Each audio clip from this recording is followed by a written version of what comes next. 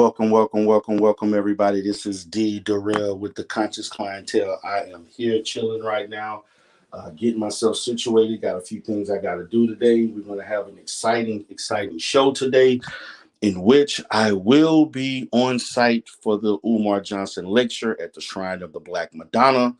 Again, guys, once again, this is Derell. What's up, Poetic Flocka? Yeah, the debate is at 8 o'clock. Hopefully, Flock, I'm definitely going to check the debate out, but I will be doing content from 5 to whenever Umar Johnson finishes his lecture today in Houston. Earlier today, I was at the Shrine of the Black Madonna. I was at the, we have what we call a black market once a month. I haven't been to a black market in well over a year, and it was basically due to COVID. But I did go to the black market earlier today to patronize a lot of the vendors there. Some of those same vendors will be there for the lecture today with Umar Johnson. That lecture starts at actually at 5 p.m. The doors open at 3. So the doors are currently open as we speak. So I'm definitely going to check them out. Poetic Flocka says, you met him earlier? No, I didn't meet him earlier. I didn't meet him at all. I went to the shrine, but it was only to patronize the vendors that open up and they sell soaps, different beads and necklaces and shirts, soaps, lotions, food, books, jewelry. They sell all those types of things. So I came there to patronize some of the vendors. I bought a great deal of stuff, matter of fact. So I made sure that I support my sisters and brothers. What's up, Tiff? How you doing? So I'm definitely, I'm just basically getting myself together right quick. I started a little late. I actually stayed at the shrine earlier today, a little longer than what I wanted to. I was hoping I would have been finished, but my whole day kind of didn't go as planned, but kind of was in a rush. But had to get my hair cut. Me and my son was with me, and so we basically took care of business today. Together, we go get our hair cut. Got myself situated. My son will accompany me. My son will be working my cameras and so forth. That's pretty much what I got going on today. And so I'm going to be chit-chatting with you once I make it on campus. Right now, I'm not going to cam up until I actually get in the car, or cam up once I get on campus, the Shrine campus. What's up, Black Einstein Productions? What's up, Just More Strong? See, everybody's in the house. No music today, unfortunately. Didn't have any of that going on today. I usually have a nice little intro going on for about 10 minutes. So I'm getting things situated. Things are coming along greatly. I'm hoping after the Q&A that I will have the opportunity to speak to Dr. Johnson one-on-one, and I am going to make a nice donation to the FDMD Academy, and I'm also going to ask him about a interview. I definitely want to do an interview with him to discuss things about mental health. Again, guys, I'm going to do I want to do a comprehensive, I want to have a comprehensive discussion on mental health with Dr. Umar Johnson. Hopefully I can do that. He may do a small little interview. Usually the last time we met, I don't know what his format is at this point, but usually after he does a Q&A, he takes pictures and he meets with everybody that want to talk to him or whatever after everything is over with. I don't know if he's going to do that this time, but I will find out. I definitely will find out. And in finding out, I'm hoping I can have at least a 10 to 15-minute conversation with him. If it goes that long, definitely gonna try to take another picture with him. Um, Definitely gonna have my son videoing things on my camera. So I'm gonna try to take advantage of the time that I have with him, at this time. So I will open up the panel to everybody. Not right now, but I will open up the panel. And then as Dr. Umar is speaking, I will, as Dr. Umar is speaking, I will allow people to come on the panel and talk and discuss things with me. That's pretty much the plan. That's how I'm going to structure things for today. Very excited about it. Hadn't seen Umar in 3 years, 4 years actually, since the last time he came to the Shrine of Black Madonna. I've actually attended services at the Shrine of the Black Madonna since 2004. Since 2004, I don't go there a lot, but when I first moved to the city of Houston, I would go to the shrine at least. I would go to the shrine at least 3 to 5 times a year. I didn't go all the time, but I would go, and I had a great time. I worshiped with everybody. These are Pan African Orthodox Christian, which to me think that I relate more than any type of Christianity. I relate to that type of Christianity more than anything else that I've experienced. And so I'm looking forward to that. What's up, Shakim Rob? What's up, Be More Legends? What's up, Slander God? Give a shout out to Slander God, man. You definitely doing it, man. You drawing a lot of attention to your platform right now, Slander God. But you doing the damn thing, man. Keep up the good work, man. I'm definitely going to be watching your content with a lot of interest in the upcoming weeks. But give me 1 second, guys. I'll be right back.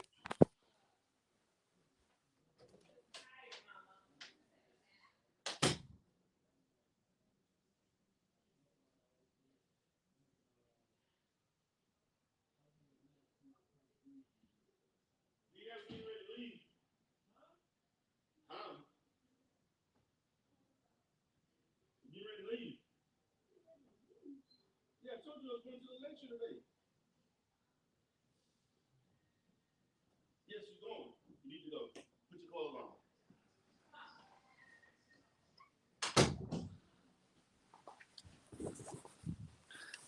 on. So I'm back. Had to get my son together. He want to play video games all day, but I'm like, no, this is some information you need to listen to. He he a little bit, he's not upset about coming, but he kind of like, I don't want to go because I just came from the shrine. We just left there because we was up there earlier, so now we're going back. So he feeling some kind of way about that. But no, this is some important information. I take my son to as many events that I can go to. So he basically comes with me. That's part of me training him to become a man. He needs to be exposed to information that he will not be exposed to in the school system, and I expose it to him. So it's incumbent upon me as his father to allow him to listen to information that's going to be valuable to him for the rest of his life. That's my job. So he's kind of lagging right now. He'll get himself together. We'll be leaving out in about 10 minutes. So what's up, Dream Chaser Source? See everybody in here right now. So I'm just having a little discussion. We're getting ready to hit the road a little bit. Let me get my I'm gonna let him drive. Right now I'm actually teaching my son how to drive. So I'm teaching him how to drive right now. So since I know he don't want to come, I'm gonna let him drive on our way there. So we're gonna get there in about 30 minutes. It's gonna take about 25, 30 minutes from where we're at. So I'm gonna let him drive. since I give him a little incentive. And then he's going to learn something. He learned a great deal of things the last time. He asked me a lot of questions about a lot of different things. I've taken my son to see Dr. Chris Wilson. I've taken him to see Umar the last time he came. He was younger. It was 4 years ago. It was like I think he was like 11 or 12 years old. At the time, I've taken him to see Ray Nagin also. I'm sorry, Ray Hagan. I'm sorry. we saw Ray Hagan also. So he's seen he went with me to see Professor Smalls. So he has come with me in many situations, many different events, and this one will be no different. So I'm going to be definitely conversing with you all as I get on campus, and I may start speaking to people and interviewing people on what they think about Dr. Umar. Hopefully I have that ability to do that, and so on. And so we're going to see how everything goes. Again, I'm looking forward to the whole situation of seeing what he is going to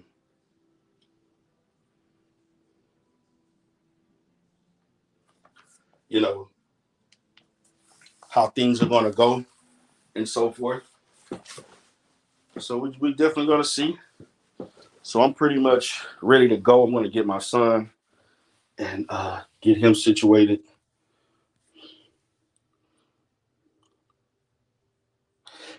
What did Flocka say? He's still learning and you trust him to drive for 30 minutes? I pray for you. Hey, man, I usually take him around the block. He's driven a little bit in different places. Matter of fact, I've taken him driving like twice this week. I usually take him 2 or 3 times a week. He's actually in driver's school right now training, and he completed and passed his test. He has his learner's permit, so he's accomplished that, which is a good thing. So he has drive time to do, and he has to continue working on that. So he got quite a little ways to go, but he's gonna get there. He's gonna get there. So yeah, I trust him. I'm gonna let him drive. I give him a little incentive because I know he want to play video games and hang out with his friends today. But I think this is more important. And so this is what he's gonna do. It's because I say he's gonna do it, or else that's how I work out. There's no negotiation. One thing, matter of fact, on my Life Solutions channel, I'm gonna dab a little bit into um, issues of parenting and parenting black children. And I think one of the biggest mistakes that we as parents make is negotiating with children about things that they're supposed to be doing. Parenting to me is a dictatorship or an authoritative status, meaning because I am doing what I'm supposed to do to take care of you and maintain your well-being, what I say goes. Yes, I will listen to you. Yes, I will take what you say into consideration. But at the end of the day, it's what I say goes because I know what's best for you, because I would never do anything to harm you or put you in a position not to win or not to be successful or cause any harm. You can't say that about other people in the world. Parents unconditionally love their children, and that's how parents should parent. Rules and regulations are not up for negotiation.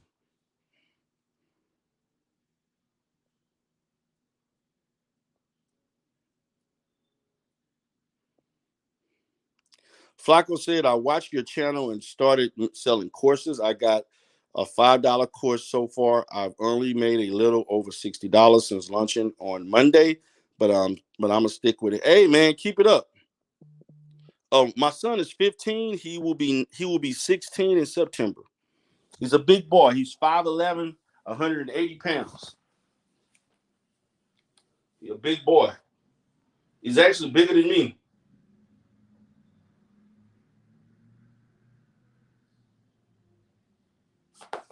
You know, he's a big growing boy. Um,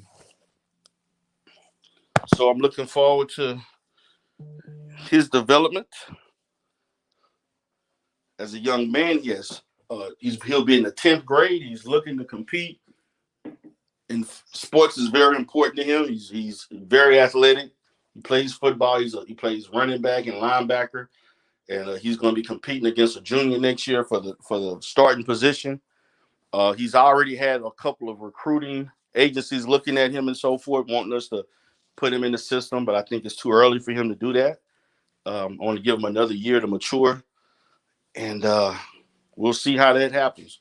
You know, my family has produced uh, professional athletes, basketball and football, and I had an uncle that played in the Negro League. So we come from a pretty good stock of people that have played college and pro sports.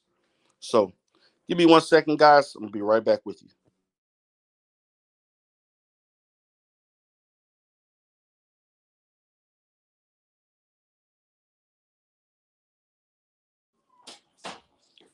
All right. So guys, I'm getting my camera together. I plan to see how charged up it is. Got my equipment. Let me see where we at. Damn, that didn't do much. All right.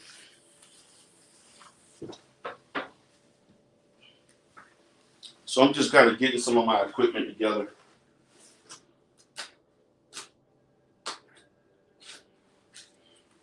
Got my little equipment together and so on. So putting things together.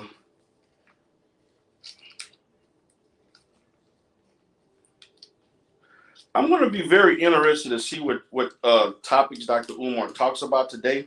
I know a lot of the information that he is going to lecture on is probably going to be things that he has talked about throughout his lecturing career. Um, I'm going to see if he's going to say any new information relative to the last time that he created a live stream. I'm going to be very attentive to that to see if that will happen. You almost ready? All right. You driving there, okay? All right. I just told him he driving there. He looking all excited. I'm gonna let him drive.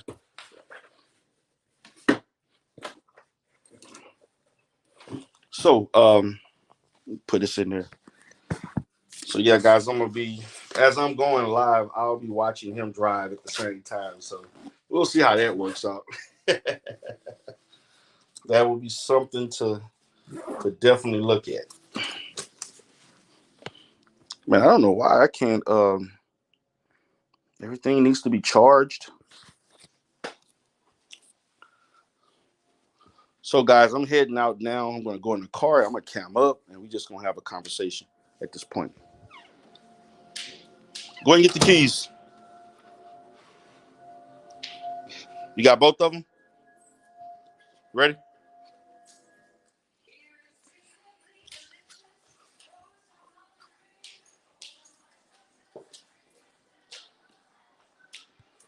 So, guys, I'm right here getting ready to leave. So, we're leaving out right now.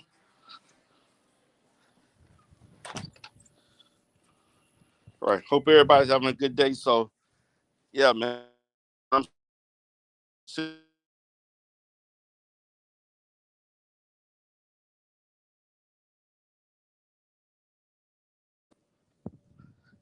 okay. So, while I'm actually filming, I'm going to be actually monitoring my son at the same time. Give me 1 second, guys. Let me charge my phone.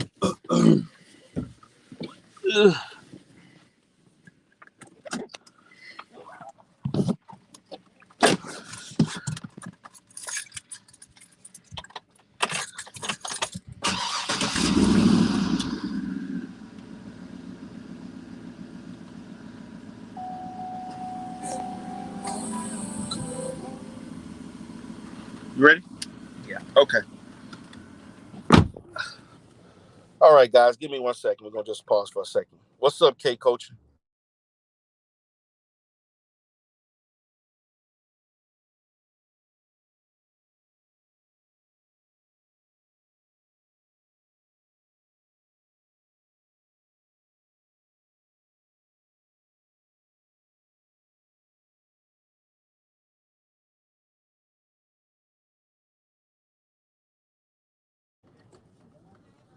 So I'm with him right now watching.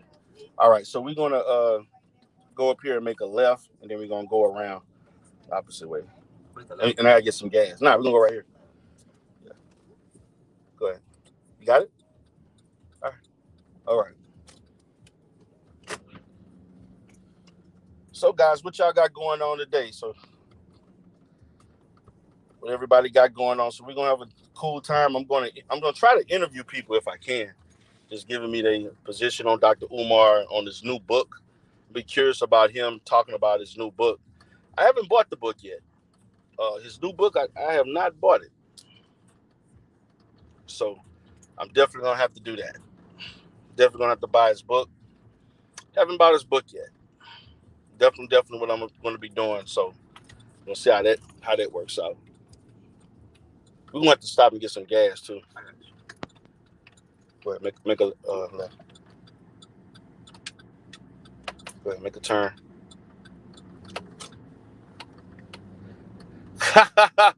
Yeah, Flacco, I got a balcony on the second floor, brother. Y'all crazy. Yeah, man, I got a balcony on the. They say, "No, he got money." So, go make a right up there on that street.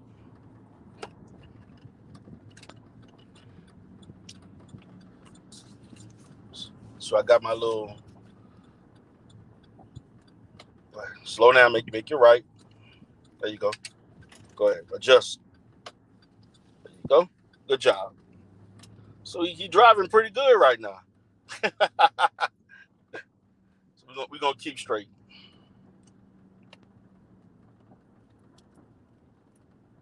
So guys, I'm gonna go ahead and bring the panel up, man. Anybody want to come up? I'm gonna go ahead and bring the link up. Anybody want to talk about whatever, we can have a discussion. So let me bring that up right now. I know Flacco may have something he want to say.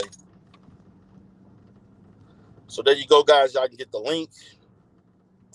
Again, we're going to be talking about Dr. Umar today, his lecture. You all can get the link.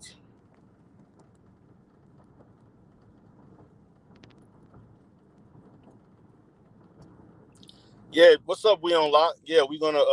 I'm gonna let you all know how that go. I'm gonna be filming it.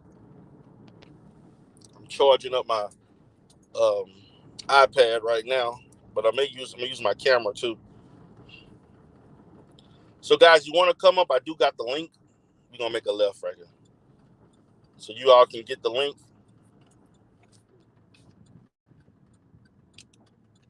Let's see who's coming up. Oh, Flop. Man, I What's thought up, I was Flop? living well, man. Listen, man, I thought I was living well, man. For me, my nice little condo, and for me, big screen TV, for me, right? Marble floors. I thought I was living well, man. And then I seen this nigga got a balcony on the second floor, man. Damn. Yo, how can Really? I start eating too, man? Hey, man, it take work. Man. Nah, man, cause so I applied for the government MPI contract, but Really? I got Go ahead. I can hear I you. lost it.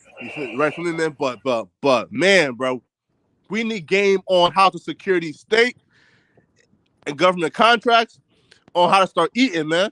Man, I did shows like that in the past. I haven't done a government contract because I have several government contracts. I'm trying, man. I'm actually, man. One of the reasons why I decided to kind of cool my rhetoric down a little bit, man, because uh, one government agency, man, just offered me to come into this big contract that they're trying to get with the federal government, man. So I can't afford to be doing Yeah, certain things no more, man. yeah, man. There's different money right there, right?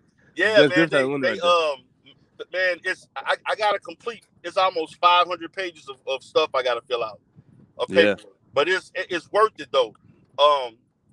Man, to be honest with you, a lot of the government stuff that I got was like every state has their own government contracting. Like states, every yeah, state got their website where they do government. You'll be surprised at the stuff that states that different states like to contract out to do That's and so true. forth. And so my thing is that, man, the reason why a lot of people don't know about apply for different contracts, because they really don't know the process and they don't know the proper websites to go to They don't look. get it. Go ahead. A lot of people don't look. That's why.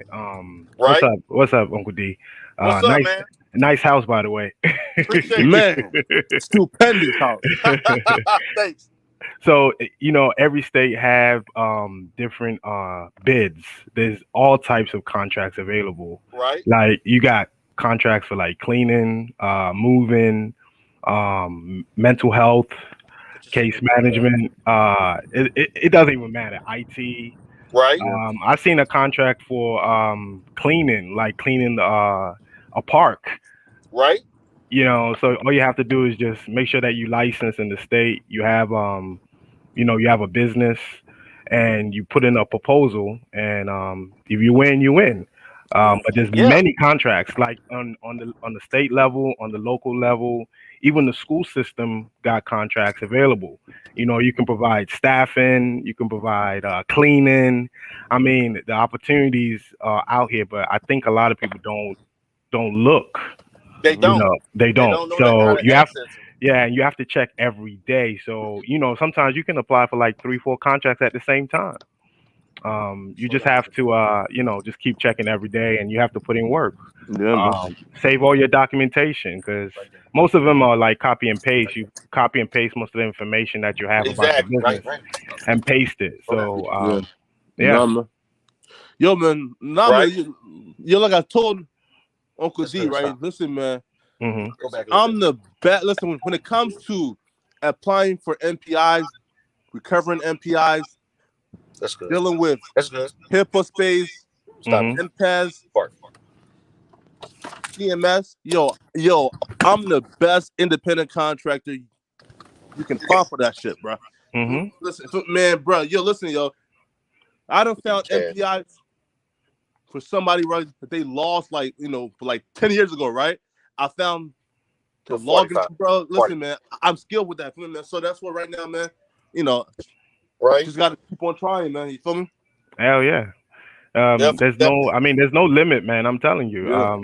There's no limit. Like, seriously, I'm seeing, even in the state of Maryland, I'm seeing it's hundreds of contracts. Like, you just look through everything. Then I go to the city of Baltimore. Then I check what they offering, and it's just like, it's fun. It's actually a good thing I encourage people to do that. Yeah, man. That's definitely a good opportunity for you. Yeah. In any field, it doesn't even matter. Definitely. What's up, Rollo? Uh-oh. Rollo. What's happening, man? What's good? What's up, brother? Mr. International. What's going on, man? I had to jump in this conversation because you pulling up on him finally in person. Woo! This my third time seeing him in person. Okay. Oh, it's the third time. Oh, okay, because I didn't know that. So yeah, man, I saw him in 14, but I didn't talk to him in 14. But I met him personally in 17, December 17th, the last time he came. And then I'm gonna try to meet him today. I'm gonna try to have a little conversation and rap with him for a little bit, hopefully. Woo. But you wasn't Derell back hold then, on, right? let me talk real quick, Derell and everybody. Listen, man, good to see brothers winning, man. Shout out to you, Derell. On your underdogs, man. You're doing your thing. You know what I'm saying? Keep it up, man. You're doing one of the toughest routes that any brother could do in this day of time. It's good to hear you got the certifications, notoriety amongst the kings, people recognizing you in Texas. Remember, we had that private conversation, man, that was going to come to fruition. So I'm glad to hear that, man. You come a long way. Right. So it's good you're staying away from certain things that you normally talk about. You just letting it rock, you know what I'm saying? And keep your thing small, man. And let those providers keep coming in. You dig what I'm saying? That's what I'm doing on my side, man. I got time for these fools, man. These fools be saying and worrying about what other women doing this and that and the third. And they ain't doing what they're supposed to do, man. They ain't got nothing going on, bro. Facts. You want to live examples, K. I don't know the other brother personally. This is my second time talking to him.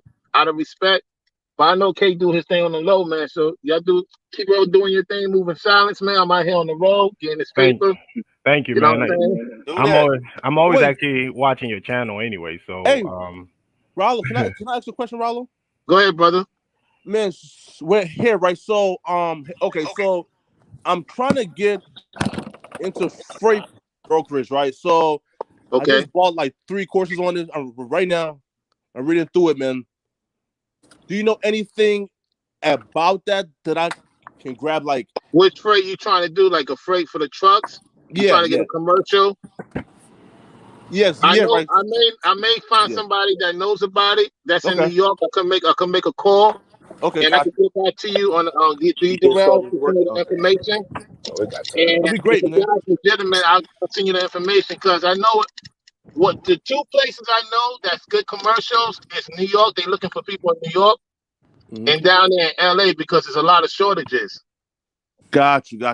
Because there's shipment yards right now. Because I did a delivery, I was talking to somebody in the shipment yard. China right now is not bringing in too many shipments. So the cut, of course, is like in between now. I'm gonna send Lee Derell a link of a comment of how certain things are. They trying to bring back the stuff here. So if you're gonna get into it, try to get like an international connect, man, because that's where the money is at. Got you, man. Man. Yo, like that's good information. Yeah, man.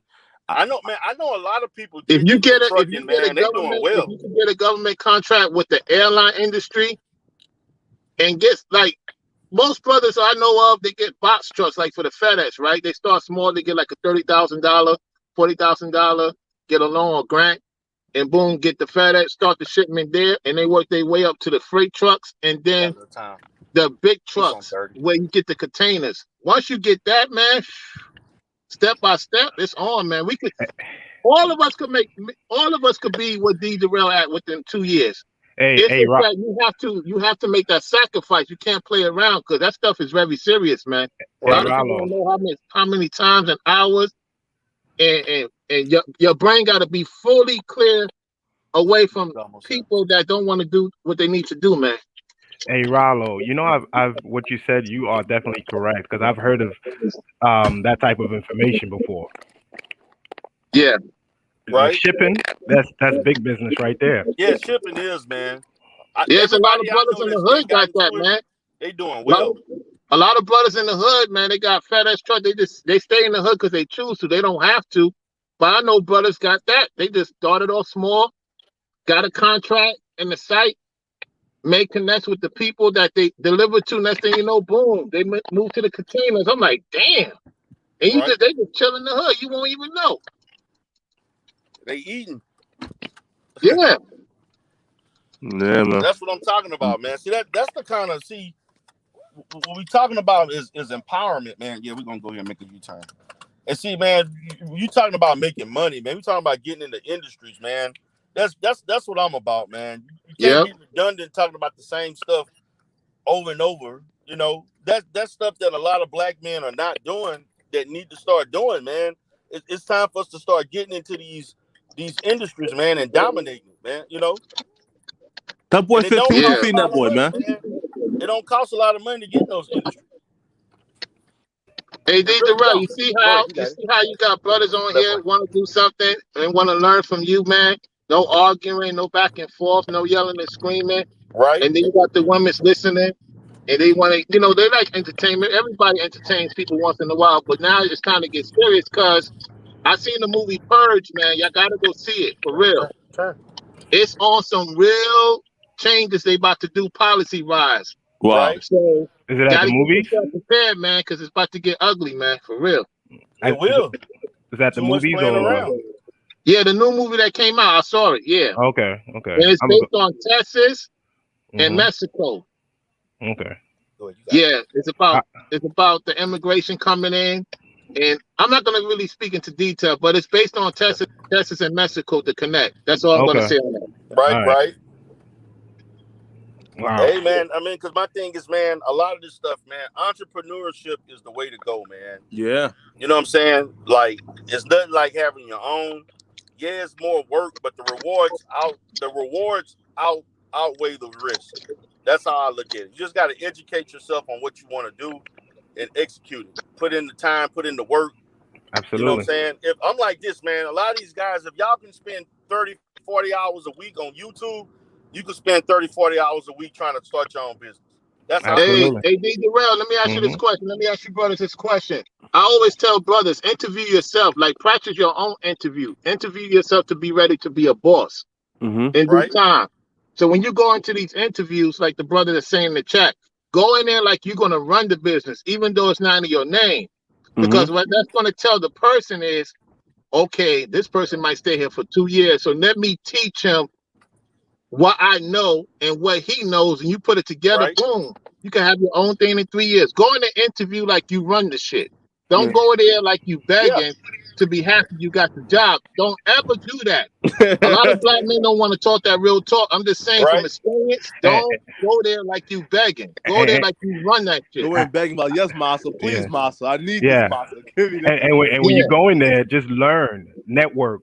Build relationships. You know what I'm saying? Exactly. You don't have to go in there to beef with everybody. Just go in there, learn, see what everybody's doing, know who the big boss is, and whatever you can do, just learn the business. So when you go out there and do your own thing, you know what I'm saying. So one advice, right, is black folks, right? We got great personalities, but I see us like we go to work, right? And we become like the court jesters, right? Making everybody laugh and just being like the butt of the joke at work. And I'm like, fam, like, y'all are just, like, y'all are like too friendly. Right? Like, I've experienced that, right?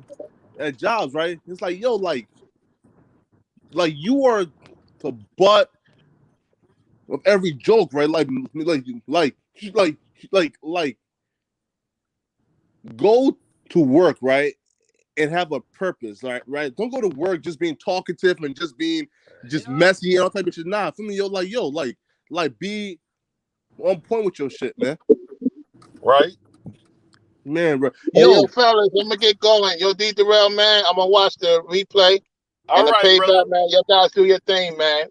All right, man. All right, man. I'm gonna send the information to D. Derell when I get the chance, guy. When I go to the play. Okay. All right, one. Listen, man, yeah, go ahead, bro. Your son look 1,000% Ghanaian, man. Listen, bro, that boy look 1,000% Ghanaian, bro. Really? I mean, down to skin color and everything, bro. 1,000% Ghanaian, man. Hey, Flacco, he cannot deny that child. He can't. He man, bro, that man, bro. He look just like Uncle D. Man, God, yeah, but but a lot of Africans that I knew actually thought. When I first moved to Texas, a lot of people mistaking me for being Nigerian. Ah, got you. All the time, or they thought I was from Senegal or Nigeria, one or the other. Yeah, man. I would say Ghana. I actually looked up my ancestors. I'm actually from Burkina Faso. Oh, word. Yeah. So. Oh shit. Yeah, Burkina Faso just north of Ghana, so it's really the same region, really. Mm-hmm. Yeah, man. Like you look 50-50, but your son look 1,000% Ghanaian, bro. Yes, 1,000%, bro.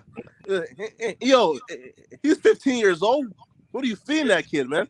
Huh? That's what I said. What are you feeding that kid, man? Hey, man, he's growing, man. My family, man. My dad's side of the family, man.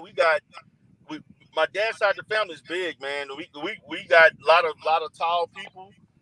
You know, we put people in the NBA. Had 2 NFL players.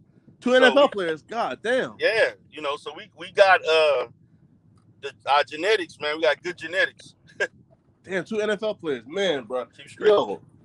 Yo, like I am tempted, right? But to like, for example, I'm 5'10", so like I really can't have a son that's like 6'7", right? Like you feel me, right? Like to me, like that's impossible, right? But if I go to, let's say, like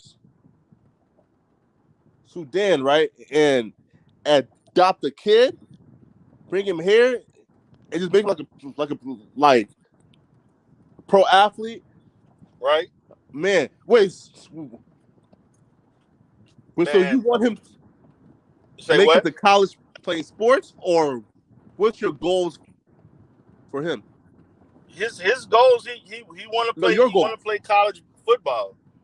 Ah, He got so a good chance. Like I said, I told him, if they had 2 recruiting services that was looking at him and stuff, and you're gonna be competing for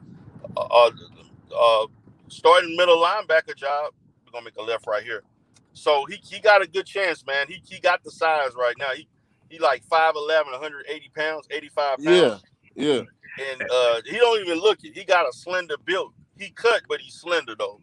But he gonna slowly gain weight as he get older though. So Hey, D. Derell, look at what Michael Africa said. Said Derell looks 100% 4-9, feeding him jollof rice. 4-9. Hey man, I've ate some jollof rice, man. Oh That's my good, God! man. Yeah. Man, jollof rice is good. I had some last night. Nigerian jollof rice is nasty, man. Stop that, man. Oh, come Man, on, that come stuff was on. good, man. But the favorite African food Senegalian. that I've ever ate is Ethiopian food. Man, I ate you know what? I also ate some type of it's a lady I used to work with. She was Mende. Okay. And she cooked some kind of it was fish, rice on some type of dry rice. Yeah, but it had like a red sauce or something to it, man. That shit was dry good. rice, right? Yeah. Yeah, I don't know what that was, but it was good. Go ahead. Put your signal light and go ahead. But that was good, man. I forgot what she cut, but she had a lot of fish on it. She put the rice and the fish on it, and she had the red sauce. And man, that was delicious, man. I enjoyed that.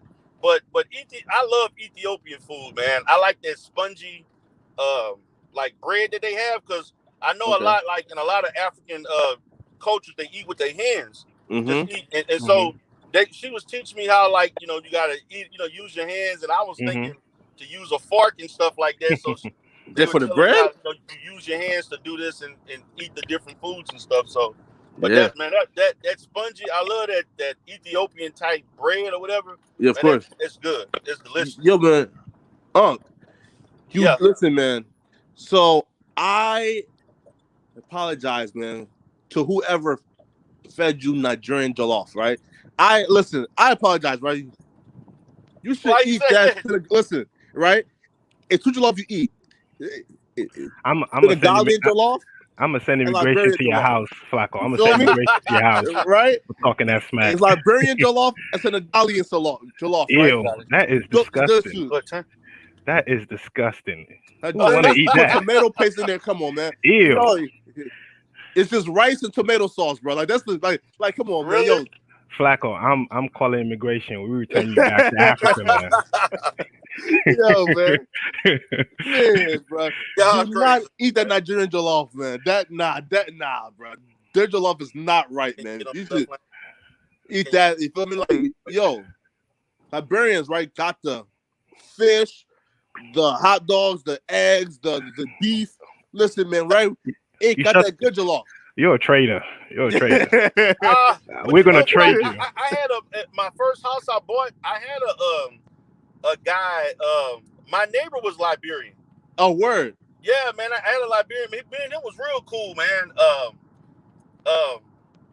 He spoke like 5 different languages. He spoke like French. He spoke his tribal language. He spoke English. The Brits are criminals. He spoke some other language. Get over a little bit. He spoke some other language, man. He was smart as hell, man. And he had his kids and everything and stuff. He had his wife. And then he had 2 kids, a girl and a boy or whatever. They were like the same age as my kids, and they used to play a lot. Get over a little bit. And he was real cool, man. He used to go to Liberia like 2 or 3 times a year. Damn, word. Yeah, he used to try. He was into I want to say he owned a cab company. Oh, word. He was doing cab, and then his wife was like him and his wife ended up getting a divorce. Damn. But his wife ended up leaving him for a white man. Believe it or not, man. And, man. Yeah, that's wild. Like a nurse. I think she was a nurse or something. She was in the healthcare industry. But he was real cool, man. We used to talk all the time, man. he would tell me stuff about Liberia all the time. Like when he go there, he showed me pictures and shit. Because he lived in like what's the capital of Liberia? It was the capital, whatever the Monrovia. capital is. That's where he was from. Monrovia. Huh? Monrovia. Nairobi. That's the name of it. Monrovia. So Mon. So MON. Oh, okay, yeah. He was from like. He told me it was a little town near. It's like maybe not that far from it, but that's where he was Monserrato? from. He would go there all the time. And that's where all his family was from, because he didn't really have a lot. He had some family here, but he didn't have a lot of. All his family really lived in Liberia, you know. But he would go there like 3 times a year, to, you know, him and his kids and stuff like that. And you know, so he was real cool, man. I will tell you this, right? So, in terms of like African friends, right? You want to keep a Nigerian friend, a Ghanaian friend, cool. But you don't ever want to have a Liberian friend, bro. Those people are problematic, toxic, Really? fussy, right? Yo, I mean, K, am I lying? What's that? You know Liberians? What? Yeah, they're problematic. This is what I they're used fussy. to hear, man. They're Liberians are with you. Liberians are ruthless, man. Yeah, But living in Houston, they, but you know what? If you party with Liberians, there's gonna be a fight at the end of the day. Man. They're useless ruthless. people, I'm telling man. you, They're useless people. Useless. Go 45. But you know what? A lot of Africans that I in Houston, the ones that I know were telling me, if you're gonna do business, don't do business with Igbos. Duh. Oh, Man, yeah. I don't care what country they were from. I met people from even Yorubas were saying, not deal with Igbos. They said, and I was like, damn. I'm like, evil people. Why is all these people they could be from Liberia, they could be from Senegal, from Gambia, and I talk to them about different countries, and I say, like, because I know a lot of Igbos, and a lot of them own businesses in like home health businesses. Yep. They got their own practices, and they make their kids go into healthcare. You know what I'm saying? Like, they don't have an option. They make their kids become doctors, pharmacists, and stuff like that, man. And so I was like, man, I'm like, why? I don't get it, because the people, like, what I've seen is that they have to me, they more stricter, I guess, with their kids and stuff like that. More very like strict. The culture seem a little bit more stricter, but they about making money, man. And check this out. If you want to marry one of their daughters, oh yeah, you better come with money. Igbos, yeah, I heard. You better come with money. Flock, I think you was talking about that one time. Yeah, man, they're about greedy, man. a bride prize. You was telling me about. you better come with money. Oh yeah, their fathers don't play that. You're not gonna take their daughters without putting something down. 10 cows, 2 lands, 5 cars, whatever it is. Very greedy people. Very greedy people, man. Igbo people. Oh my God. Greedy. I know some guys. Matter of fact, I know a couple of guys that. I know some American guys that they told me they put 20 grand. They had to pay 20 grand.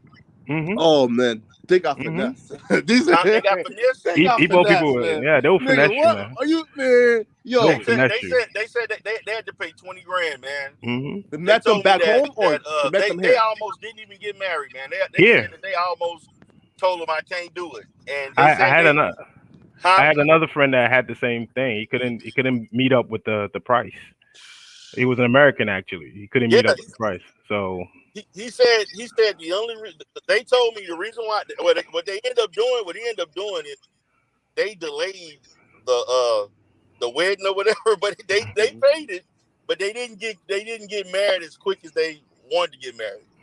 So that's how that happened. Yeah, you're right. Igbo people, they're business, man. Everything is business with them. Yeah, church, man. Anything. But they love to spend. Yeah, they live lavish too, man. Yeah. I know this one guy. It's a guy I know. Just turn right here. We're gonna turn right here. Go ahead, get in.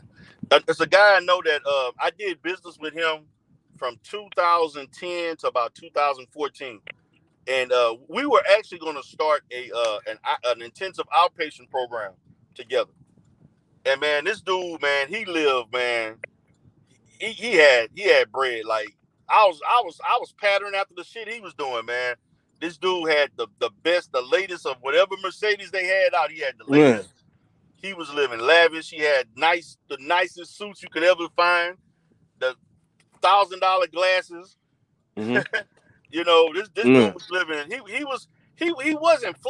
He was classy, but he everything he had was on point, man. Like when you saw him, he stood out in the room, man. Oh, word. He stood out. You couldn't help but look and be like, damn, this. I mean, he was dressed to the T. You know what I'm saying? I mean, he was about his business though. He was all about his. He had businesses all over Texas. Matter of fact, he had an agency in Dallas and San Antonio, Austin, and he had stuff everywhere, man. But he had the money. What, mental health or what? Yeah, he was in mental health. He has like 5 locations. Then he also was in home health. Oh yeah. And then he also was doing some type of skilled nursing or something. Like CNA, GNA. Like yeah, like maybe what's it called? Assistant living. No, he wasn't. Like it was like a nursing. It was nursing home. Like nursing home. Okay. Yeah, he was doing the nursing home thing. And then you know what else he was making money on? I actually thought about he was doing pharmacy. Oh yeah. The pharmaceuticals, man. He had like a couple of pharmacies and stuff, man.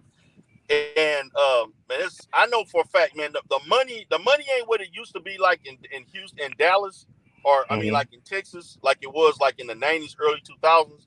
A lot of people but I know back in like the late 90s, early 2000s, people were making a killing in the pharmacies, man. They was making a killing. What ended up hurting them was people were abusing those pain pills and stuff like that, man. And they had all these script doctors that were dealing with certain pharmacies and shit, and the feds end up closing that down.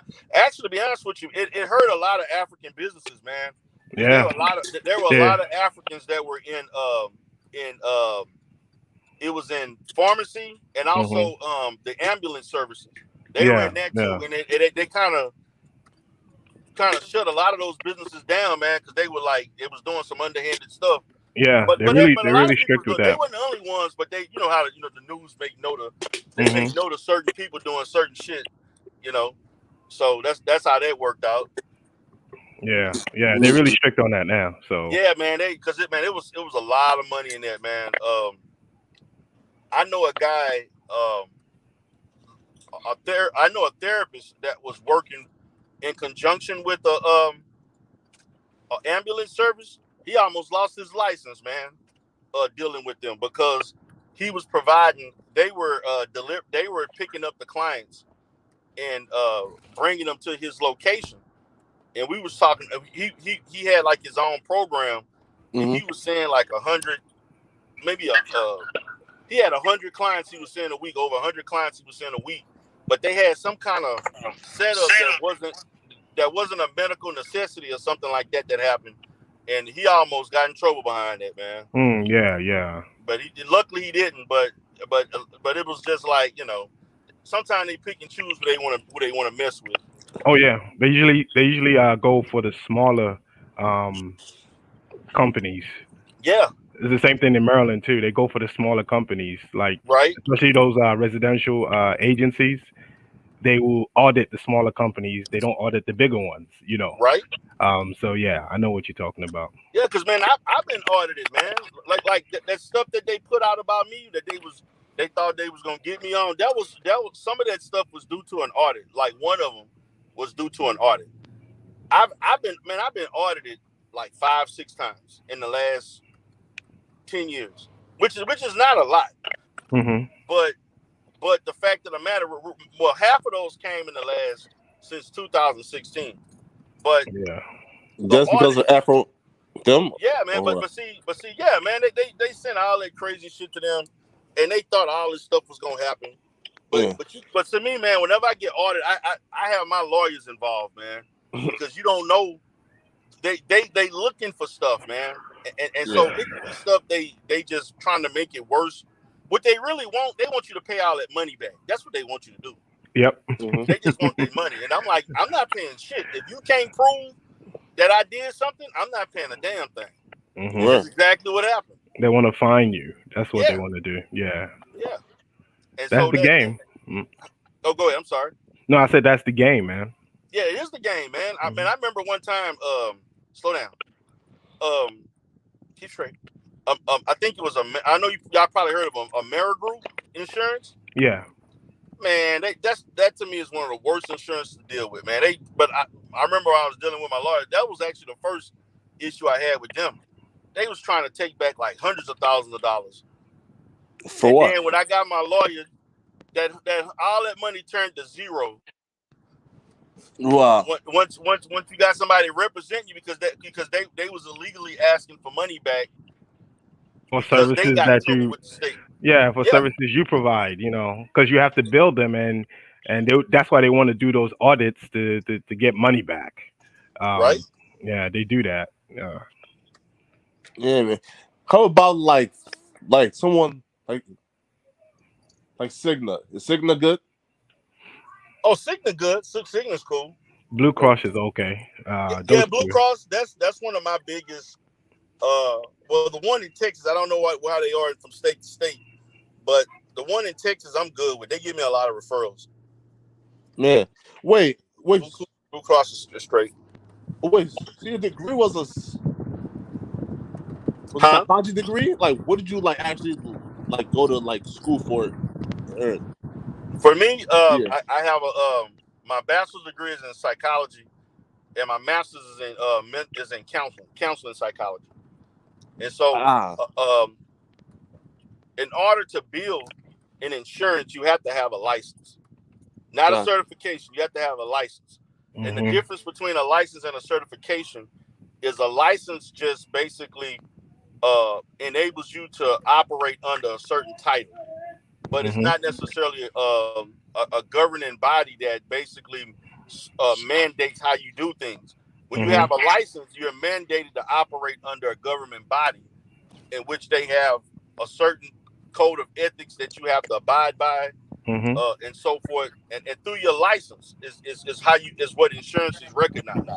Insurances don't recognize certification; they recognize licensing. So you can bill. So every time you provide a service like therapy or you build the insurance or Medicaid, either one. So that's how that works.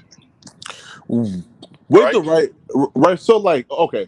So I've always told people, man, a psychology degree is a waste of time, but it can actually be useful. A psychology degree is a waste of time if you're not trying to get an advanced degree. But the psych degree will prepare you if you get a master's in psychology or counseling or social work. Or social work, yeah, it's going to prepare. But if you're just trying to get the only way, to me, a psychology degree has benefits if you're trying to do a nonprofit or you're trying to do like case management, non-clinical work. Yeah, but you're trying to own or like say you want to do like trainings and things like that. Say you want to do like PMAB training or something like that, or you trying to do some type of training where it allows you to train people that are in case management, skills training and stuff. Yeah, then it has value. Yeah, but you got to know how to use it. Yep. See, most people that have a psych degree don't know how to use the psych degree. They don't. So what's going to end up happening? They're going to be applying for jobs that they're not going to be getting paid as much, or they're going to be doing like paraprofessional stuff. You got to know how you want to use that degree. You know what I'm saying? But you got to have a plan, man. And to me, there's a lot of people, man, that's going to school just getting degrees and don't know what direction they want to go with that degree. And that to me, that's a waste of money, man. You need to know what you want to do, how you want to do it.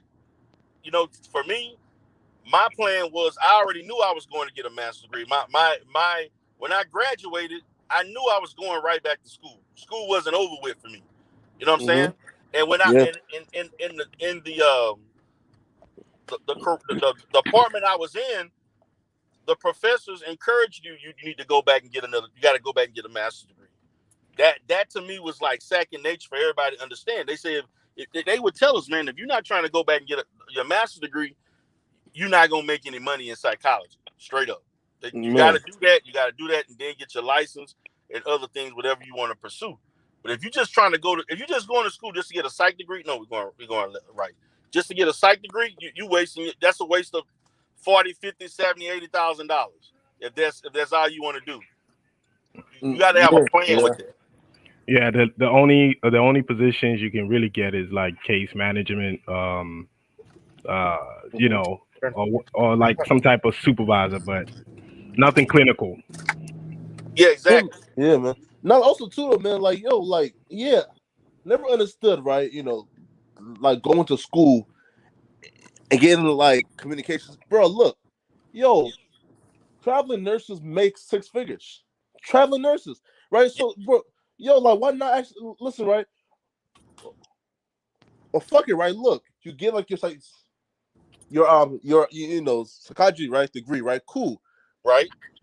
Go back and get physician assistant, right? Right, like that's what it's 2 more years, right?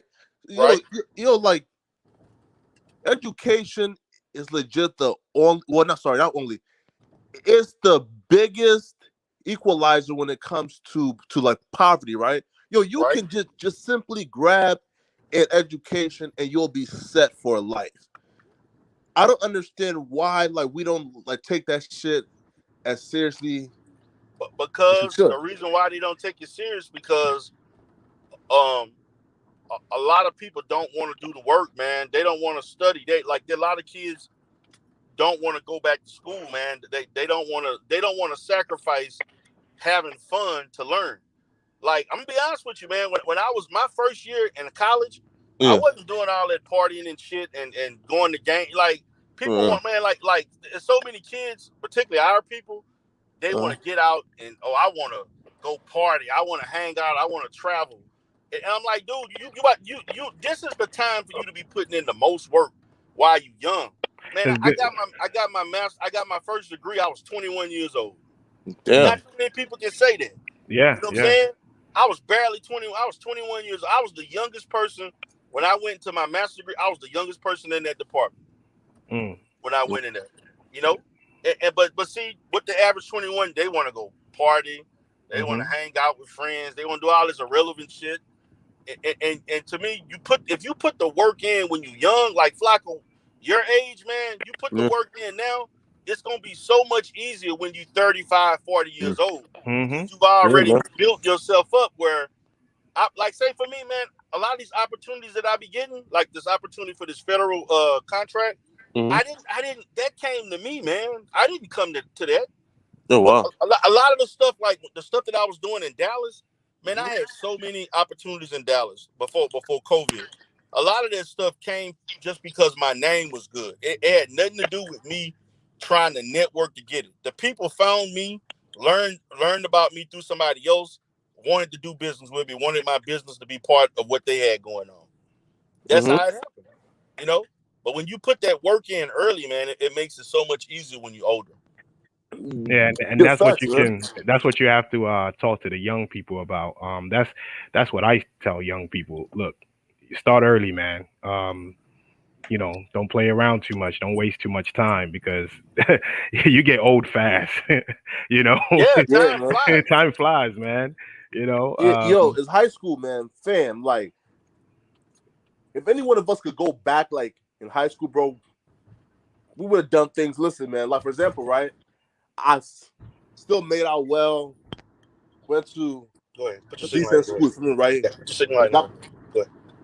Got my bachelor's, right? But if I would have actually like known, man, fuck, like if I just took a few more like college courses or dual Roman courses, right? And did this and went through these camps and these programs, that could have led me into Ivy League, man, bro. I would have set down sports. I would have set down bitches. I would have set down everything, right, bro? Right. It made it my goal to, I have to go to Harvard, Yale, or MIT, bro. I would have set that as my goal, man. But man, high school, man, is legit a 4-year lottery ticket, bro. Listen, and you just try hard, right? Just try hard and do everything you can, right? And after 4 years, if you get the lottery ticket to Harvard, Yale, fam, your life has changed forever now. You go to an Ivy League school, that sets you apart from everybody. Oh, that's a different class. That's a whole different class, man. Yeah, and you have to. I know, Flacco, you don't have kids, but you have to prepare your kids. That's what you have to do. You have to get them started early. If you're a parent and you just don't help them with your homework or help them with reading or whatever, you're not involved, they're not really going to take school serious. So, so parents have to be involved. You have to start early. Let them know. Who's easy though, man? Like, listen, right? For us, right, bro? Listen, yo, fam, these kids, right, have a hot meal, a warm bed, PlayStations, and fam, listen, school should be easy for you guys, right? You feel me? You're fed, bro. Listen, imagine, right? Like how idiotic. I'm gonna tell you when to turn. You have to be but to fail school, bro. Look. Here's slow down. What you have to learn. Slow down. The answers are in this book that I'm giving you, fam. We don't have textbooks in high school back in Africa. No, right? You have to sit there, learn, take notes, and go home and actually study. These spoiled ass motherfuckers got fucking textbooks here, right? Free lunches. You feel me, man? Right. School programs, tutors, great teachers, and they're still failing and still getting C's and B's. Come on, man. Right. There's no excuse for it. There's no excuse. It ain't no excuse. You're right. Slow down. Go ahead. Turn slow. Just put in the brake. Hey, Flacco, you're gonna teach your child how to dox? Y'all crazy. Yo, man. I think that's funny. Man. That's a skill these days. That's Flacco's skill. Man, Flock, what's going on with you and Shakim, man? Have y'all worked it out yet? Nah, bro. Nah, man. What's going on, man? I caught Shakim Raj's job, right? Come on, Flock. Y'all gotta stop that, man. He called my client. Huh? I got a question. Go ahead. What happened? He called my client.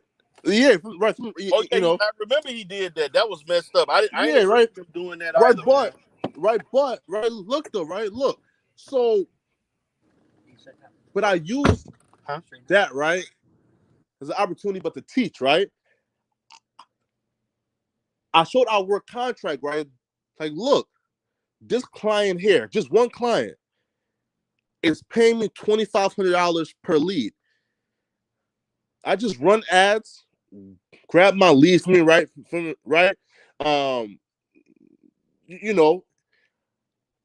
give him my leads, and when he closed on each lead, that's from me, right? So, like, look, I'm giving him but the blueprint on how to make money, but just like list building, right? But so we did that, right? And trying to like take money out of like my mouth. I'm like, fam, bro, like, one, like that's whack, and two, dude like said, yeah, he's done. Like, he's putting it back to you. I got a question because I noticed this is a common thing on in these spaces where people call people's jobs and what when you call these people's jobs, what do you say? What do you do? Right. So cool. Right. So in certain companies, right, they have social media policies, right? Meaning like you can't conduct yourself, like in a vile way, right? So when you have people saying faggot that, like calling jobs, lying, you feel me, having cases pinned on them, right? Mm-hmm. Those are causes for termination, right? For me, right? So you guys called to speak to like someone in HR or something? Right for me, right? Oh my gosh, you guys. Yeah. Right. Oh my gosh, I can't believe it. You feel me? Right. Feel me? Right. Right. So like, man. Right. So like, so for Shaq Kim, right, and he couldn't call like my employer because I don't have one, right? So like, he was just trying to find as many clients as he can find, right? How come? So How come? Let me ask a question. How come both of y'all just can't talk it out? Why do Why do both of you have to call each other's uh, jobs or clients? I mean, right. don't you think that's kind of childish? No. I do, right, and here's why, right? So, um, right. So when Shakim made uh, uh, like a diss song, right, and he name dropped my dead brother, right? I I'm back, told him, guys. right? Y'all there? Yeah, right, Okay. yeah, right. So I told Shakim, look, man, I don't like you, after your apology, right? But I'm not gonna speak on you, right? Wait, Right. wait a minute. Let me ask a question. So he made a diss song, Yes. and that.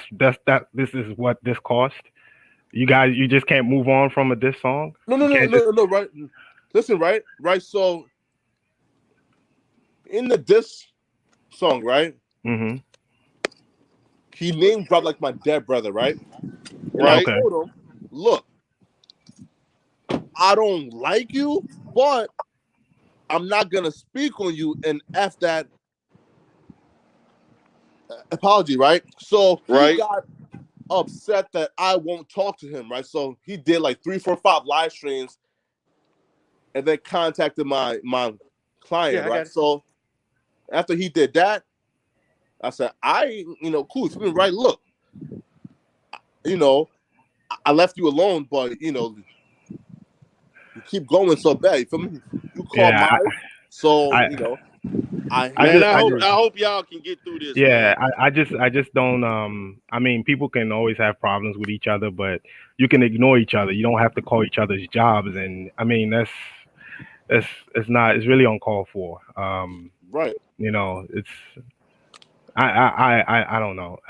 Think it's too, right, bro? Right? Man, y'all used to be cool, man, and all of a sudden you went from being cool to now y'all enemies. Yeah, just have a conversation and end it. I mean, you grown men, No, you Yeah. grown men. yeah. So guys, I'm here right now, man. You can see this. It's a packed car. Woo! It's a packed parking lot for those that claim Umar don't get no support. It's It's packed. packed over here, That's man. fact, man. It's packed. Wow. So people claim for those that claim he ain't getting no support. You see it firsthand. Live in the action. Nah, that's packed right there. Yeah, the whole parking Ask him lot when is that packed. school's gonna start. Huh? Oh, nah, don't do that, man. Shit, you know what he gonna say? He gonna say the school gonna start sooner than what he said on the other one. As soon as somebody 2024. else started school, that's when he's gonna start. That's funny, Man. man. Oh gosh. Yeah, Yeah, so nah, bro. That's kind of wild, man. Yo, but listen, man. I how you doing? have to go and get ready for this Oh, I was debate. Yeah, talking from you earlier. I gotta go. Yeah. I'm gonna see you, all Yeah, right, folks? yeah. All right, You Flacco, say make what? peace, man. I gotta go, and get ready for this debate. All right, so peace out, folks. All right, Uncle D. Thank you All very right, much. guys. I'm I think right now, this is the guys. I'm longest. getting ready to come in right now. Peace. Okay. All right. Take All care. right, man. Peace.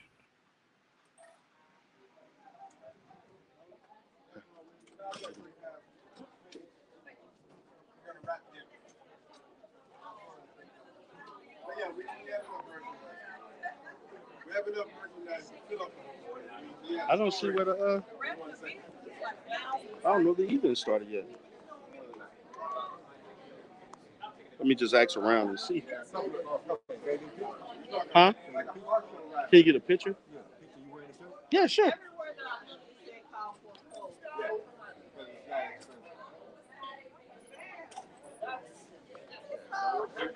we're trained. We can do it. We have the Okay. printers. Has the Dr. Umar speaker today has it started? He started. I think he may be about to finish. Huh? He started. I believe he's about to finish. Oh, about to finish? I thought it started at 5. Oh. I think he started At 3 o'clock? Must have been. He was already started by the time I got here. Oh, wow.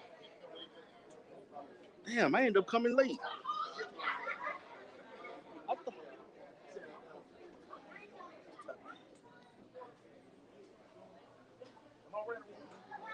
So I'm gonna go here anyway and check the ending.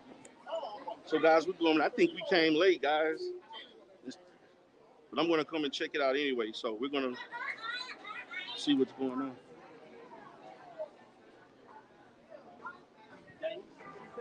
Oh, is this way?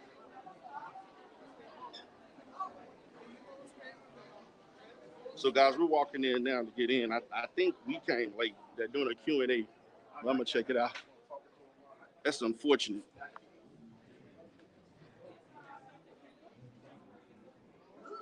Huh? Oh, it's right here.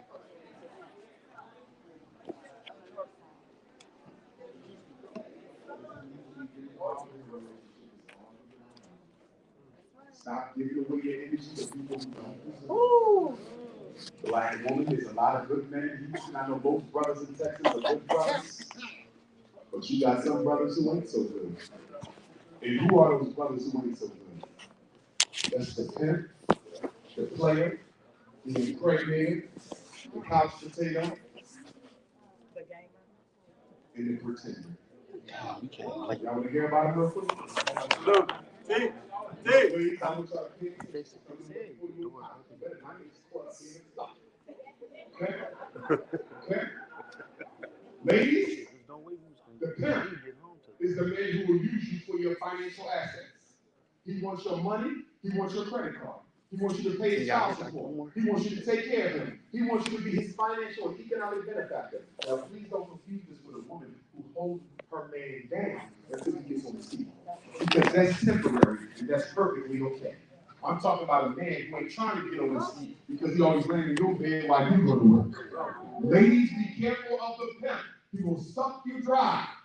And once he took all your savings and all your assets and all your retirement, he'll drop you off the pot and suck it and beware of the pimps in the hood. And then you have the player. Who's the player?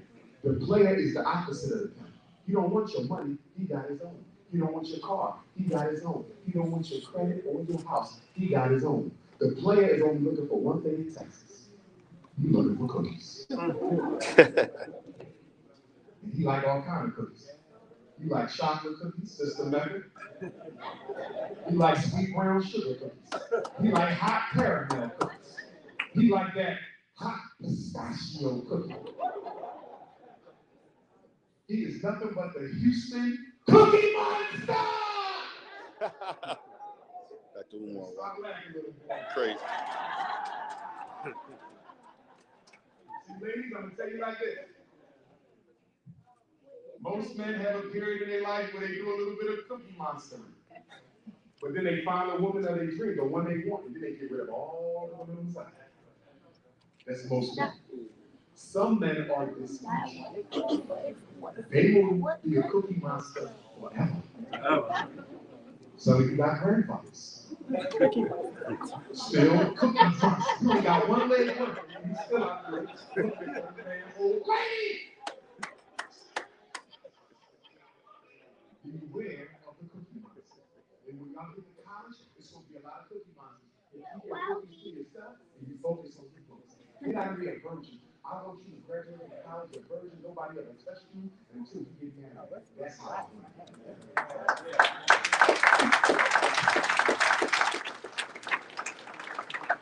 And then you got couch potatoes. These are men who were spoiled by their mother.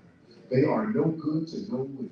Their mother cleaned their clothes. Their mother washed their drawers. Their mother cooked their food. Their mother cleaned the bathroom. Their mother ain't never make that lazy Negro do nothing for himself. And now he's looking for a woman who's just like my mama.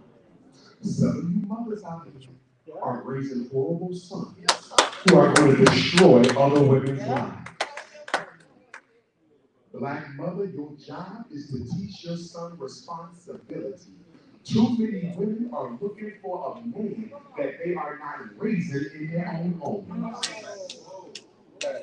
Facts. You want a responsible man, but look at your son.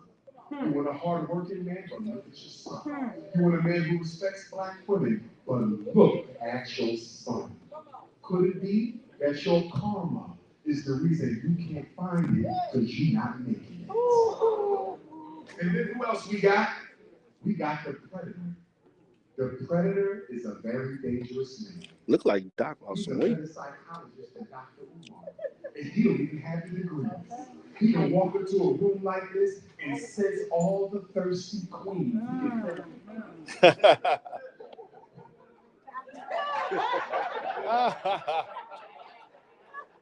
Then he's going to meet you in the lobby, and he's going to get your number, and it's going to start off real good. He's going to be taking you out and whining and dining you, and then all of a sudden, he's going to start trying to separate you from your support base. Why you got to go to church with your mother every Sunday?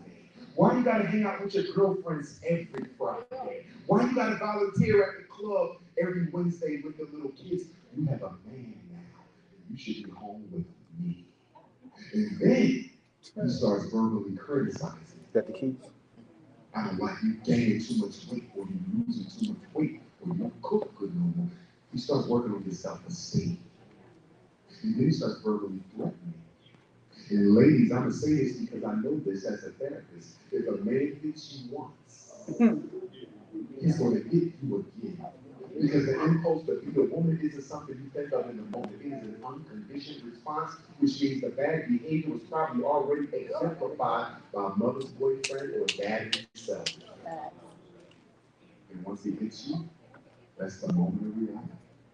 Too many women say, I'm not going to tell you to leave the relationship, but I am going to tell you to leave the home.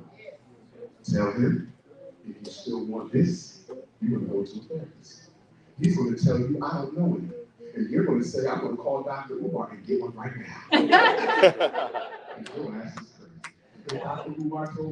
So, guys, you all are listening to Dr. Umar Johnson, brought to you by Derell. It's okay to love him, but make him get the help he needs if you want to save your life. Condition for this relationship to continue is you're going to get therapy, and while you're getting that therapy, we cannot live under the same roof because my daughter cannot see me getting beat by a man. Because girls who see their mothers get beat are more likely to accept it. Yep. And boys who see their fathers beat women are more likely to do it. Brother telling the truth. Is a dangerous man because he will wear you down. And the next thing you know, you think you need him to survive. Ladies, beware of the predator. Brothers, keep your hands off these women. And one day we're going to have us a ski mask club. So all the sister got to do is make one phone call. And the new Black Panther Party will be at that door, shotgun ready. I heard you put I say.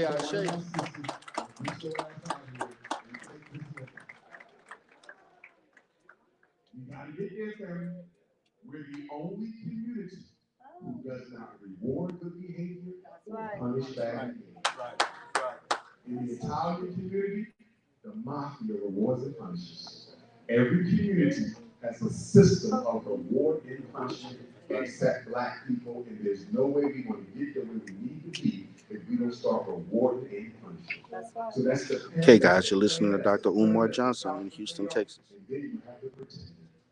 This is the man who goes around making really bad. He got everything going for himself, but he really has nothing else. Last week, he was A&R for Puff Daddy. This week, he's Beyonce's road manager.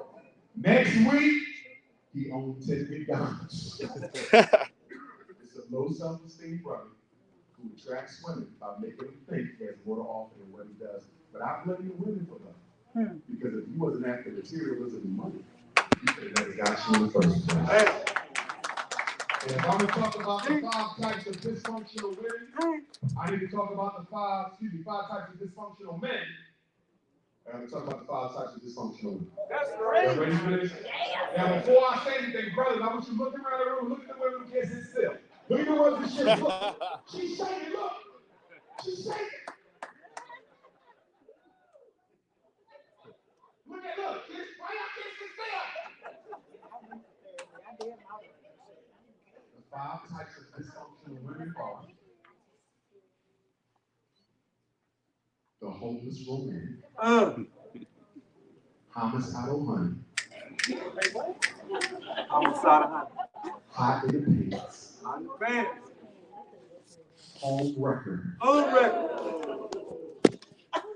and the healer. You. Get us some therapy! Yes, we don't like it. He lost a lot of weight. Is there a pastor in here? At least she was honest. The healer is the great fixer upper. The woman who thinks she can solve a man's problems. He had problems before you met him, but you think he would have somehow rub your crystal ball and eliminate his alcoholism. You're going to rub the crystal ball and eliminate his crack addiction.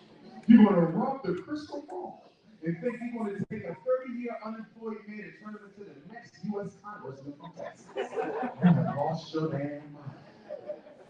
Nobody changes unless they want to change. And too many women are out here fixing up men using time and money you should have better spent fixing up yourself. And what happens is, once you help him reinvent his life, he finds another woman who's more on his level because you were working on him while you were not working on yourself. Ashe. When you date somebody, you must ask yourself one simple question. Can I live with this person as they are, with all of their deficits, until the day I die? It can never change. And the problem with us, we will go get married because I like 60% of her, and I think marriage will fix the other 40. Well, I got news for you. Marriage don't make problems smaller, they make them bigger. Because now y'all under the same roof. So you better maximize that problem and multiply it by 10. Because if it's a problem during engagement, this marriage will be a problem during marriage. Oh, and I got another thing, ladies. Marriage is not a panacea for promiscuity. Some women think if I wife.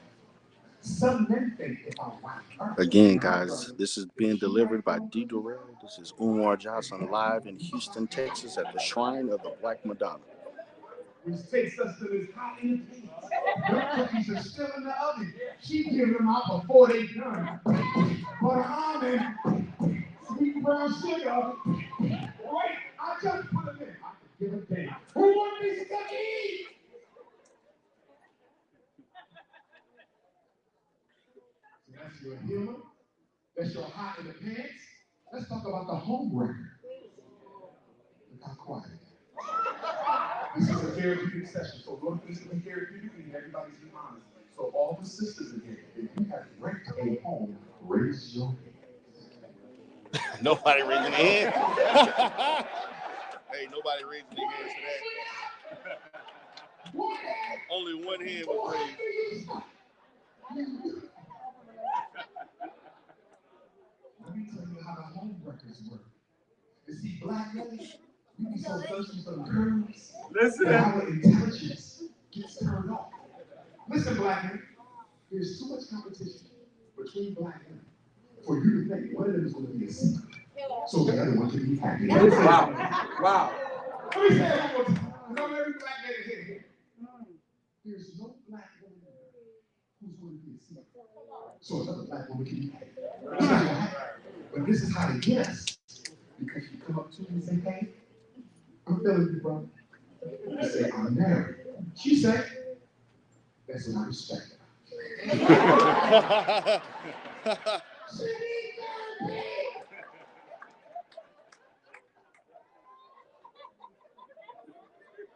You see, I got a wife and I got kids. Dr. Umar Roth.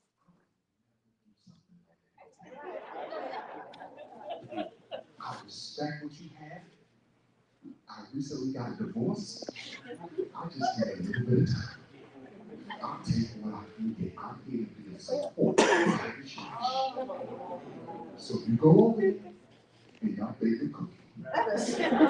Y'all have some cookies in there. First time, it was cool. First 6 months, she stayed in her place. But then her emotions. And now she's saying, I I just want to see you on Sunday afternoon. I need 2 weeknights. He said, I can't go no damn weeknights. I got a wife. Dr. Umar told me this on July 10th. Stop it, little boy. So you know what you do? You cut her off. You change your phone number, your email, your TikTok, your club. It's the worst thing you could have done. Because now you cut off all communication. Guess what you gonna go to? Your wife. She's gonna tell her how y'all did, where y'all did. She's gonna make your wife so angry. By the time you come home, your clothes already outside. Your son looking at you like you are no player at all. And brothers, it's nobody's fault but ours. Because sooner or later, that woman's emotions are going to get the best of it, which means they're going to get the best of your marriage. If you are a polygamous brother, be honest and let women make a decision. That's what I believe. That's what I believe. Some brothers need more than one queen. If that's you, you have a right.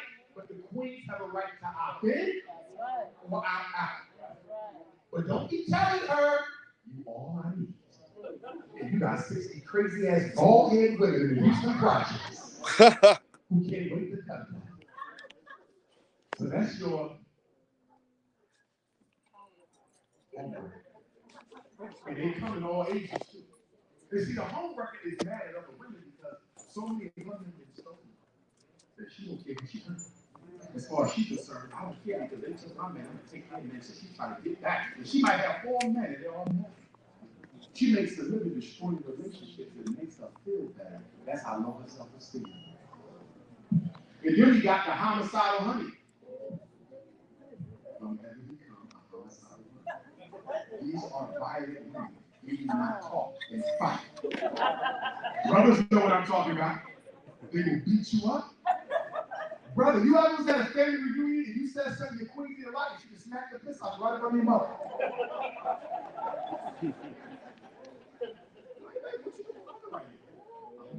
Should I smack her too? The homicidal woman is a domestic abuse victim who got so tired of getting beat that she's so hyper vigilant for violence that soon the brother raises his voice. He's not even about her brother. He just got a little angry. She's so hyper vigilant and hostile that she automatically receives any reaction as a threat. And all she does is fight.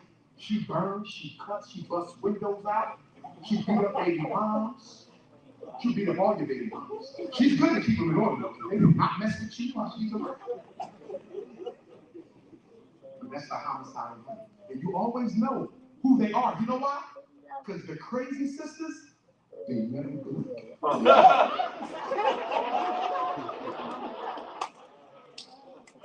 Whenever just look at her, you ever see a woman, you turn the fan on, she's still on wood.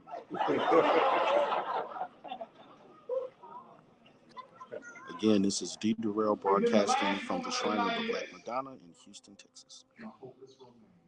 Dr. Umar Johnson live. She's such a nice sister. The problem is she falls in love with every man she needs. She was in love last Monday. She was in love last Friday. She'll be in love tonight. So, brother, you take her out. You take what's a nice black owned soul food joint? Lucille. Sugars was there. No shootouts, right? You took her to Sugars. They had a nice meal. You took her home. Nothing happened. Nice. You on your way. You get a text. I know this is going to sound crazy. But I'm a spiritual sister. And I could feel something tonight. I can't put my finger on it right now. But my ancestors speak to me all the time. And it told me that you want to marry a man by the name of Marcus. He said, I'm not Marcus, I'm Mark. Close enough. And my ancestors said that I'm supposed to make you mine. no matter what. You see, brothers, when a woman starts telling us she's digging us too early, it goes to high head. We be egotistical with it instead of psychological. Like, wait a minute, this might be a little psychological assessment. Like, no, I got it. I'm sorry. And then the worst thing you can do is take a cookie from a crazy queen. Because you cannot give those cookies back! Stop it!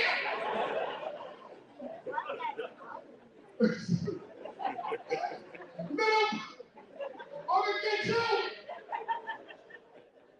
So one day you at the supermarket and your phone ring and you in the ice cream aisle and nobody else is in the supermarket and she says, I want strawberry shortcake. And you're like, how do you know I'm in the ice cream aisle? Stop calling me. And then you drive home. And you're like, I can't find my keys. Boy! You get another text. Come on in, baby. I'm already here. Brothers, it is not natural for a woman to fall in love on the first date. You get you a woman talking about being crazy over you after 7 days, she's not done this. Do not take those cookies! Boy! Now, as I close, my next book that I'm working on is for sisters only relationships and dating. When it's done, I'm going to come back and do my sisters only seminar. Because there's a lot that women don't know that y'all need to know in order to deal with us. And then I'm going to focus on relationships and dating. Because you can't be in love with marijuana and your queen at the same time. You can't be in love with that alcohol and your woman at the same time. So I got to talk to the brothers about some things as well. And you got to get over that hurt your mother caused you. Dr. Umar giving relationship advice right now. Because if you don't, you're going to objectify your woman as your mother, and all of that anger that your mother should have got, your woman is getting it, and then your daughter is going to get it too. Brothers have to get therapy. When we need therapy, you can't just keep on pushing that pain down because it will come out. Energy cannot be destroyed. It can only be transferred. So brothers need healing, sisters need healing, and we got to stay out of these codependent relationships. You know what that is? That means when your woman has a dysfunction that she needs you to co-sign, and you have a dysfunction that you need her to co-sign. So you in love with marijuana, she in love with alcohol, and you tell her, it's okay, baby, you ain't that drunk. If she tell you, it's okay, baby, you ain't that high. No, this is real. That's why drug addicts always date each other. It's codependent. Because I know she's not going to hold me accountable because she can't hold herself accountable. And these are some of the most toxic and disruptive relationships. But I'm going to close with this. If I was in charge of marriage in Houston, all the brothers who want to have more than one woman, I would have them registered. Mm-hmm. And all the women who would be open to it, I would have them registered. And the men can only have 4 maximum. Maximum. Wow, that's a lot of women. Remember, this is only for women. You got a 4 women. Right. And then I'm going to put the sisters in 4 groups. A, B, C, and D. Now, ladies, I want you to listen so you can know what group you go with. Group A is all the fine sisters. They got their own business, good job. They might have degrees. They might have 1 or 2 children. They look good. They're doing good. They the women in Texas that all the brothers want. That's the A's. Everybody's not on the A's.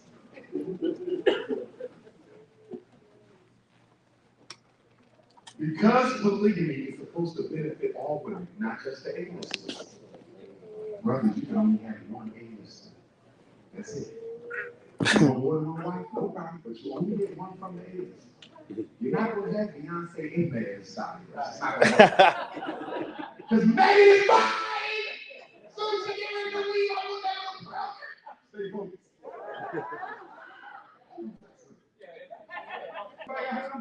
You think I can make her conscious? No. That money. She ain't gonna give up on me. Let's stay focused. Now the B-list are sisters who are just on the way. They might have got divorced, but they still doing good. Might have got 3-4 children, still doing good. They right there. Brothers! And then you get to the C's. Now, C stands for be a little bit more careful with your choices.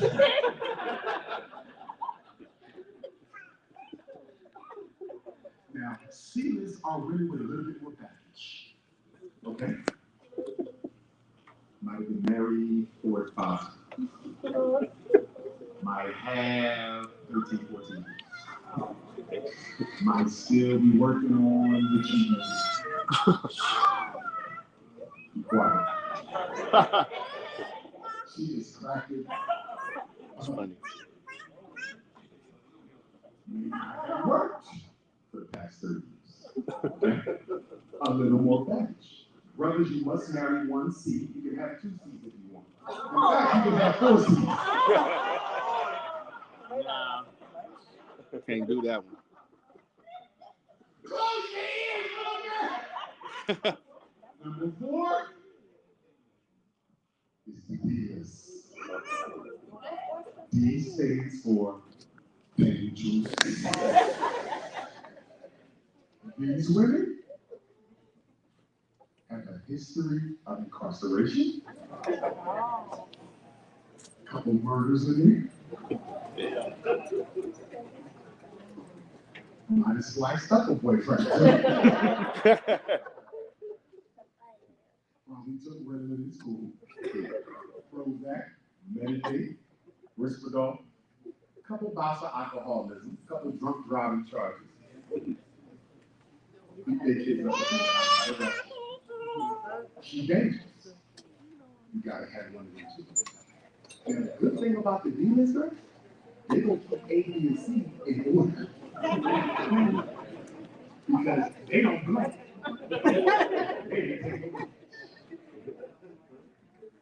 The point I'm trying to make is if black women were to come together as women without the men around and dealt with the shortage of black men, systems could come up with a system that might tolerate some degree of religion, but requires so much responsibility that brothers would be on the As I close,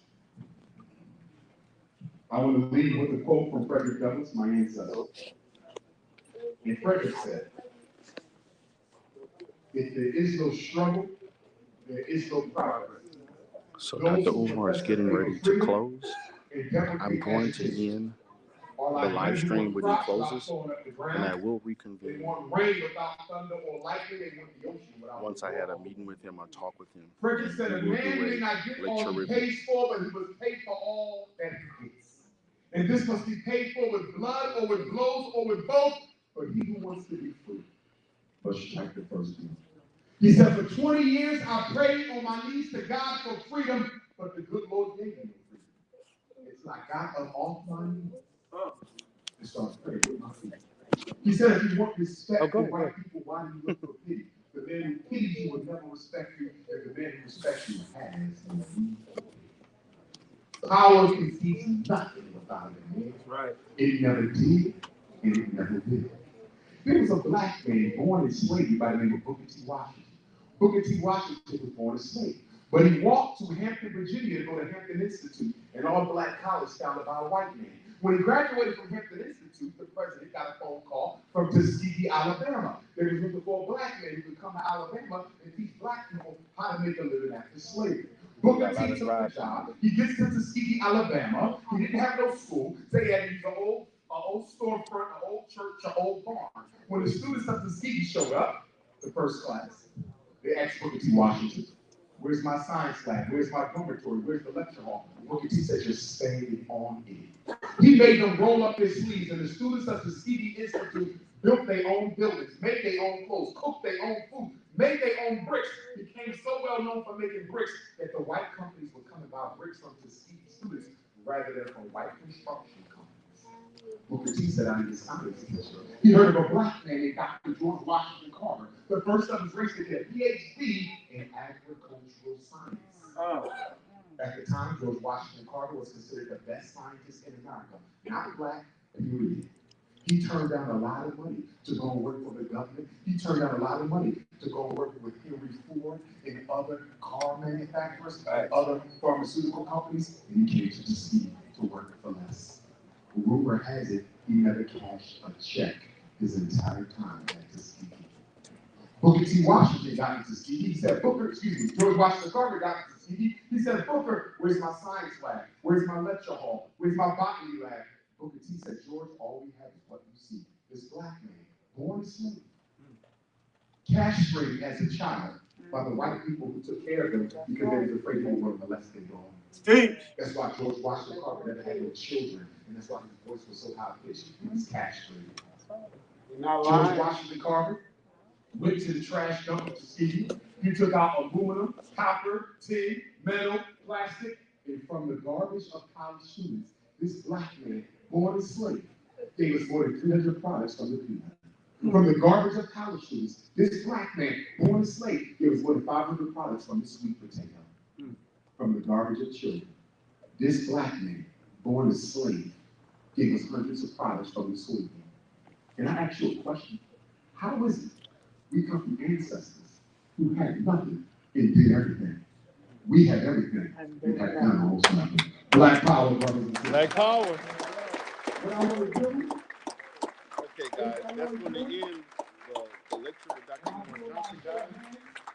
I'm going to do a Q&A. If you have some questions, you can take some, or if y'all want to go straight into the book signing, we can do that.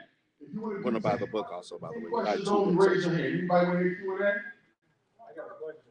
You got a question? Okay, I'm going to take 5. See how we doing at 5. We ain't going to do more than 10, though. And then I'll go straight into the books. Okay, we're going to see him do a Q&A, then he's going to do a book signing. Credit card, cash, and cash app. Also has some t-shirts up there as well. Make sure you support the vendors. I want everybody to buy something from 2 vendors. I don't care which 2 vendors they are. I bought things Please earlier. So. patronize 2 of our vendors today. They paid to be here. We must learn how to circulate black money. Let me start with the first 5 questions. Your number 1 holds the question. Who's my number 2? Your number 2, sister. Your number 3, my brother. Number 4, my brother. Sister in the back. Is that a sister in the t-shirt? Yes? Yes, you're number 5. Don't lose your number. I will repeat the question. Go right ahead, my brother. Number 1.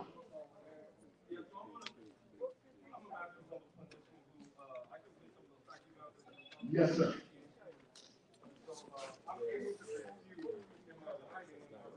Yes.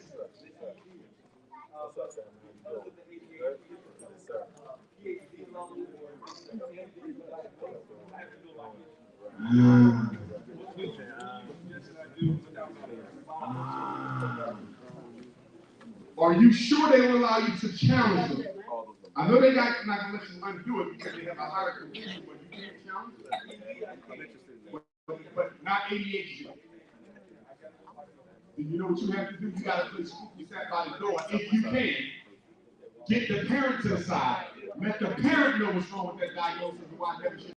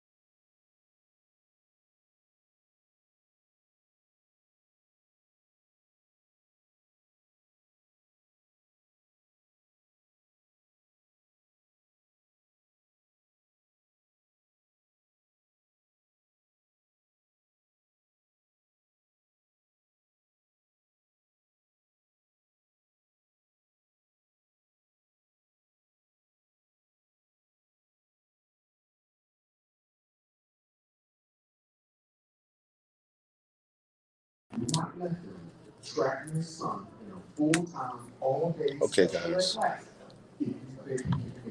Okay, guys, I'm going to go ahead and end the live stream. Dr. Umar's doing a Q&A. I will come back and do another live after this is over with and report on whether or not I was able to obtain an interview. So y'all have a great day. Talk to you later. Peace.